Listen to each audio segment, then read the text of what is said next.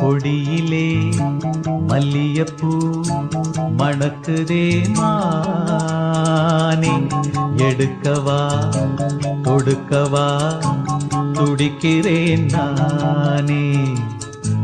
பறிக்க சொல்லி தூண்டுதே பவள மல்லி தோட்டம், நெருங்க விடவில்லையே நெஞ்சுக்குள்ள கூட்டம்.